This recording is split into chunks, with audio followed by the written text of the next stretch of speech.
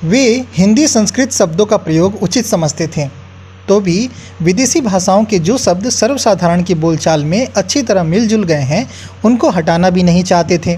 इस संबंध में उनका निम्न अभिमत काफ़ी महत्व का है। अनेकानेक हिंदी लेखक भाषा की जटिलता में ही उसकी सुंदरता को देखते हैं। हम बहुधा भूल जाते हैं कि सादगी में भी सुंदरता है और ओज भी है। इसलिए हिंदी को किसी भाषा से शब्दों को लेने में संकोच नहीं करना चाहिए, पर हम यह नहीं भूल सकते कि जहाँ पारिभाषिक शब्दों की ज़रूरत पड़ेगी, वहाँ हमें अधिकाधिक संस्कृत पर ही भरोसा करना पड़ेगा। यदि उर्दू वाले इसके लिए हमसे कुड़ते हैं तो हम इससे नहीं डरते, पर हिंदी और उर्दू का झगड़ा केवल इतना ही नहीं है, मैं उसमें कुछ सांप्रदायिकता भी देखता हूँ। यह बात दोनों ओर से हो रही है और इसलिए जटिलता बढ़ती जा रही है। हिंदी के लिए कोई डर नहीं है, क्योंकि इसकी नींव मजबूत है। यदि हिंदी वाले दूरदर्शी से काम लेंगे तो हिंदी ही राष्ट्रभाषा बन सकती है, अर्थात हिंदी का वह रूप जो कि मैं चाहता हूँ, जिसमें बहिष्कार की नीति से काम नहीं लिया जाता, जिसमें किसी जाति अथवा भाषा के प्रति द्वेष भाव नहीं है और जो जनता के लिए सुगम और सहज में समझ सकने योग्य है, प्रचलित हो सकता है। राष्ट्रभाषा बनने के लिए उसे प्रांतीय भाषाओं के निकट जाना होगा, और यह तभी हो सकता है जब उसमें देसी शब्दों का ही बाहुल्य हो, विदेशी शब्दों का नहीं। पर आज कुछ लोगों के विचार जरूर संकुचित हो गए हैं। जहां एक ओर अहिंदी भाषियों को हिंदी सिखाने का प्रयत्न हो रहा है, और वहां उन लोगों से जो कि हिंदी के रूपांतरण को अपनी भाषा मानते हैं और जो उसे बोलते और लिखते हैं, हिंदी जटिल बनाकर दूर हटाई जा रही है। मैं इससे बुद्धिमानी नहीं देखता, पर मुझे विश्वास है कि यह दौर कुछ समय में खत्म हो जाएगा। इस प्रकार राजेंद्र बाबू अंतिम समय तक मातृभाषा की हित चिंता करते रहे। उनके सुझाव निसंदेह दूरदर्शितापूर्ण थे, और आज कट्टरपंथियों की गलतियों के कारण ही हम हिंदी को कई प्रकार के विरोधों में फंसा हुआ देख रहे हैं।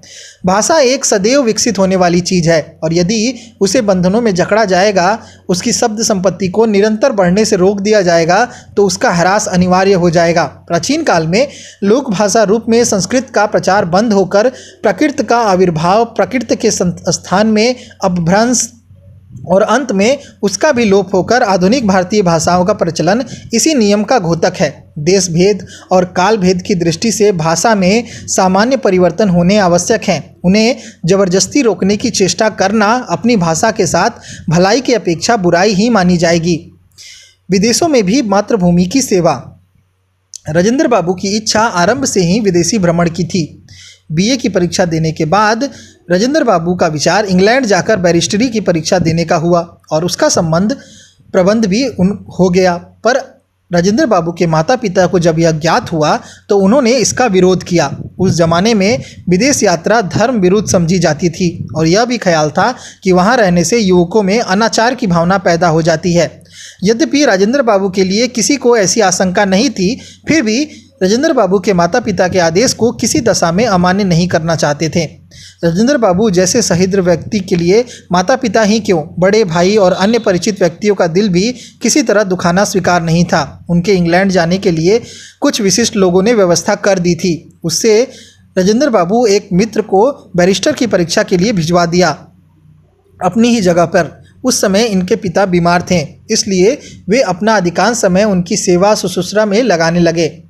थोड़े ही दिन बाद उनका देहांत भी हो गया। सन 1928 में ऐसा अवसर आया जब राजेंद्र बाबू एक मुकदमे के संबंध में विलायत जाना पड़ा। यह मुकदमा असहयोग आंदोलन के पहले से ही चल रहा था, और राजेंद्र बाबू वकालत का त्याग करते समय यह वचन दे चुके थे कि इस अपूर्ण मुकदमे के संबंध में आवश्यकता पड़ने पर वे कानूनी सहायता जरूर देंगे।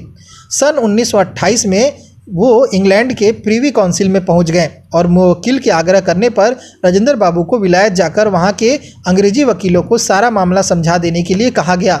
पर विलायत जाने पर भी राजेंद्र बाबू अपने नियमों का पालन करते रहते थे। उस देश में ठंड के कारण देर तक सोते रहने का रिवाज है, पर राजेंद्र बाबू सदा के अनुसार वहाँ भी बड़े सवेरे में उठकर और स्नान करके अपने काम में जुट जाते थे।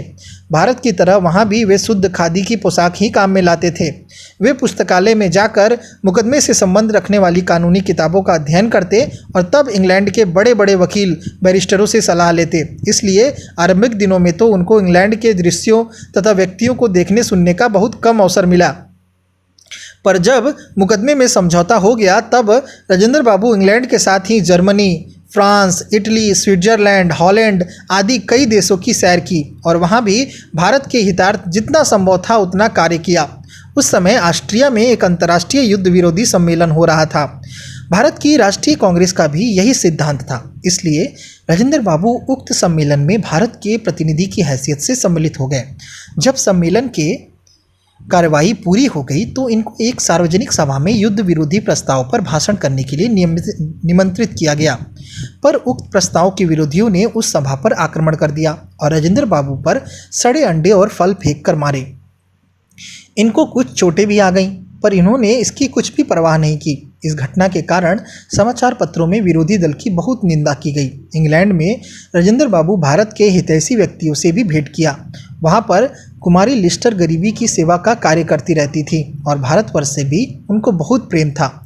जब वे भारत आई तो गांधी जी के आश्रम में ही ठहरी थी। गांधी जी की जब गोल मेज कॉन्फ्रेंस में भाग लेने इंग्लैंड गए थे तो कुमारी लिस्टर के घर पर ही ठहरे थे। राजेंद्र बाबू को उनसे भारत के संबंध में बहुत बातचीत हुई। राजेंद्र बाबू महात्मा जी की सहायिका मीरा बहन की माता लेडी स्लेड से भी मिले और उन्होंने बड़े प्रेम से इनका स्वागत किया। स्विट्जरलैंड में ये यूरोप के प्रसिद्ध अंतर्राष्ट्रीय ख्याति प्राप्त लेखक श्री रोमियो रोला से भी मिले।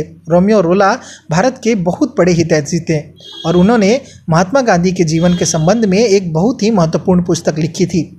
सन 1928 में राजेंद्र बाबू लंका भी गए। वहाँ उन्होंने सम्राट अशोक की पुत्री संघमित्रा का लगाया हुआ बोधि वृक्ष भी देखा, जिसमें कि नीचे 2000 वर्ष से अधिक समय से निरंतर दीपक जलते रहते थे। उसे देखकर राजेंद्र बाबू को विचार आया कि यदि इसी प्रकार उनके सदाकत आश्रम पटना में भी सदैव चरखा चलते रहे तो बड़ा अच्छा हो, पर यह विचार पूरा नहीं हो सका।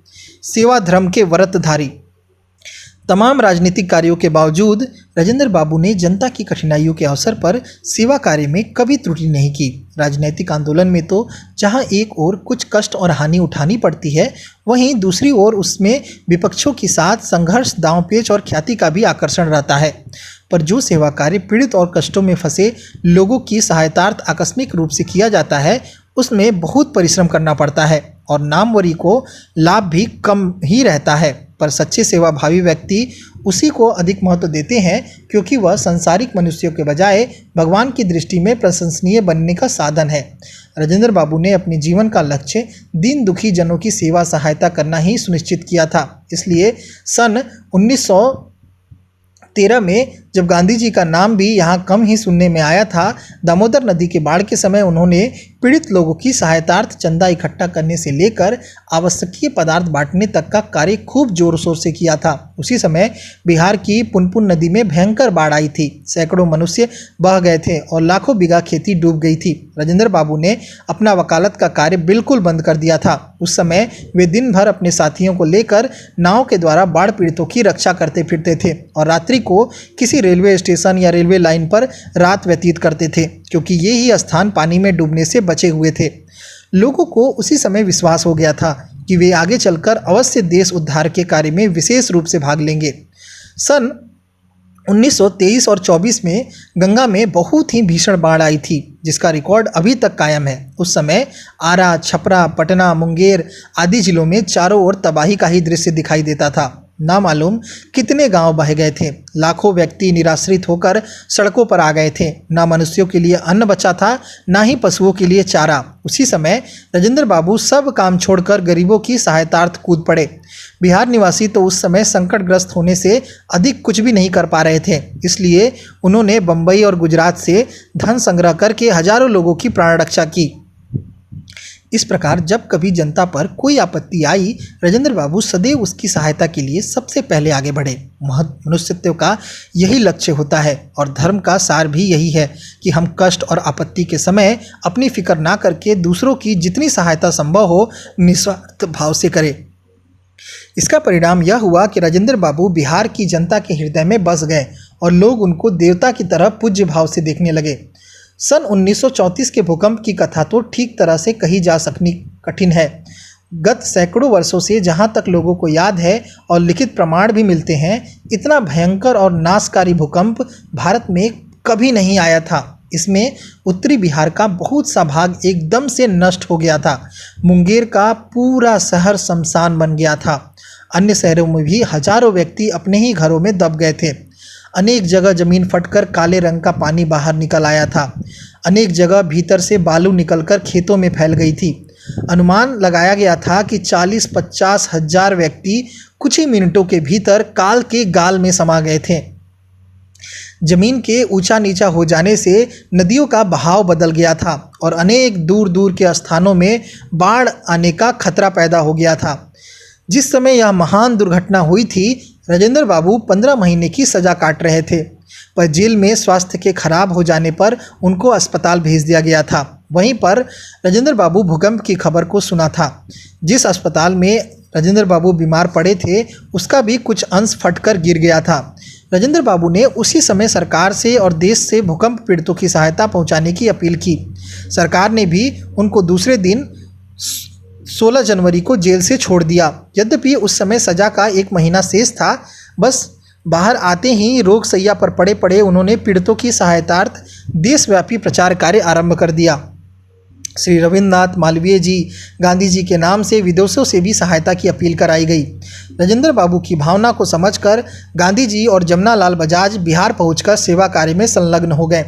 देश के अन्य नेताओं ने भी पूरा सहयोग किया और इस प्रकार लाखों लोगों को फिर से जीवन निर्वाह के साधन मिल जाने से उनकी रक्षा हो सकी। उस समय राजेंद्र बाबू ने स्वास्थ्य निर्बल होने पर भी जितना परिश्रम किया और सहायता कार्य की सुव्यवस्था की, उसे देखकर उनके त्याग और तपस्या की छाप समस्त देश पर पड़ गई। लोगों को ये विश्वास हो गया कि वे उन अनन्य सेवाव्रती महापुरुषों में से एक हैं जो कि बिना किसी प्रकार के स्वार्थ और अहंकार को देश सेवा के कार्य को अपना धर्म कर्तव्य समझकर करते हैं। वे जिस काम को अपना हाथ में लगाएंगे उसे अपनी पूर्ण शक्ति और योग्यता से सफल बनाने का प्रयत्न भी करेंगे। उनका किसी से ईर्ष्या या द्वेष भाव नहीं था। वे कभी अपने को दूसरों से बड़ा नहीं बतलाते थे और ना ही उनमें किसी प्रकार के बाह्य सम्मान की भूख थी। इसलिए उनके द्वारा आरंभ किए गए सभी कार्य प्रायः निर्विघ्न पूर्ण हो जाते थे। कांग्रेस अध्यक्ष के रूप में सेवा। यद्यपि राजेंद्र बाबू युवावस्था से ही देश सेवा में संलग्न थे और असहयोग आंदोलन आरंभ होते ही उसमें भी महत्वपूर्ण सक्रिय रूप से भाग ले रहे थे, तो भी राजेंद्र बाबू का विशेष प्रभाव बिहार में ही था। अन्य प्रांत के लोगों का उतना अधिक परिचय नहीं था, पर बिहार के भूकंप के अवसर पर जब विनाश की विशालता को देखकर वहां की सरकार भी की कर्तव्य विमूढ़ हो गई थी और तुरंत मारे जाने वालों के अलावा सर्वस्व नष्ट हो जाने के कारण और भी लाखों लोगों की कुछ दिनों में मर कट जाने की संभावना थी, राजेंद्र बाबू ने अपने साहस, परिश्रम, योग्यता के बल पर उस विकट समस्या को जिस प्रकार सुलझाया, उससे उनका नाम भारत के कोने कोने में फैल गया और लोग उनकी कार्यशक्ति तथा योग्यता को पूरी तरह समझ गए। इसलिए सन 1934 के अंत में कांग्रेस का जो अधिवेशन मुंबई में हुआ, उसके अध्यक्ष सर्वसम्मति से राजेंद्र बाबू को ही बनाया गया। जिस समय राजेंद्र बाबू कांग्रेस के अध्यक्ष हुए, उस समय उसमें पारस्परिक वैमनस्य उत्पन्न हो गया था और इसके फलस्वरूप संगठन में ढीलापन आ गया था। राजेंद्र बाबू ने अधिवेशन समाप्त हो जाने के पश्चात समस्त देश का तूफानी दौरा किया और कांग्रेस के कार्यकर्ताओं में नवीन स्फूर्ति पैदा कर दी। उस समय वे जहां कहीं भी गए वहीं पर उनका शानदार स्वागत किया गया और लोगों को मालूम हो गया कि इस समय कांग्रेस में राजेंद्र बाबू ही ऐसे नेता हैं जिन पर सबका विश्वास है और निराभिमानता तथा निस्वार्थ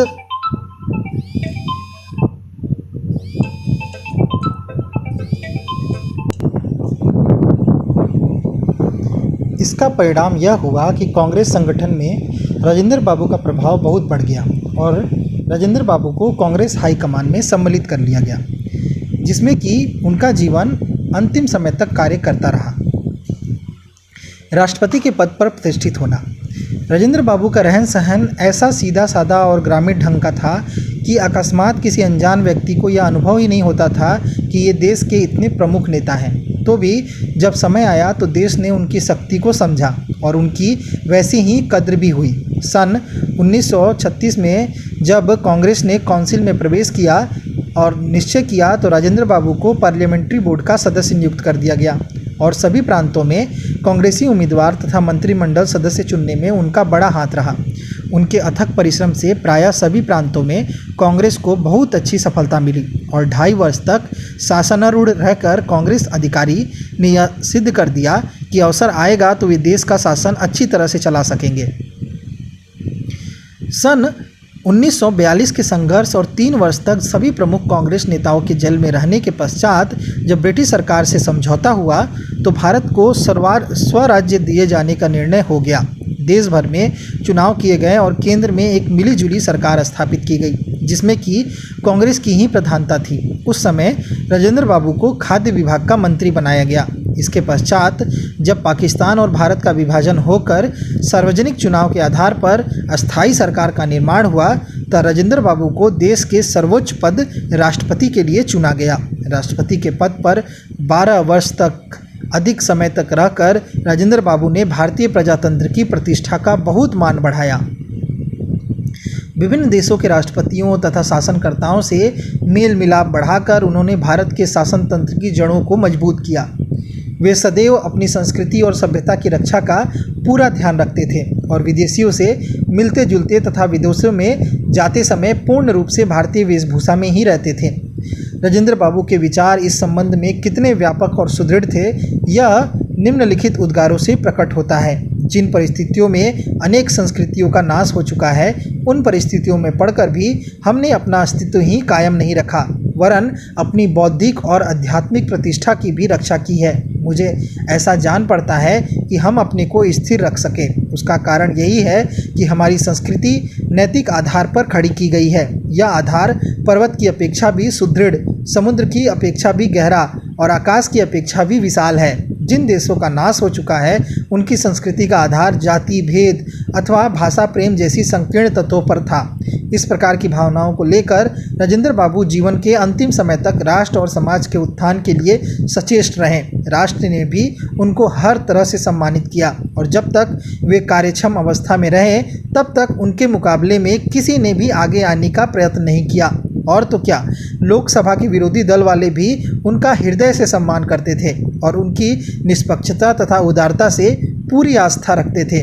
राजेंद्र बाबू का जीवन निसंदेह सब प्रकार से अनुकरणीय रहा है और हम देश तथा समाज की सेवा के क्षेत्र में उनसे सदैव प्रेरणा ग्रहण कर सकते हैं।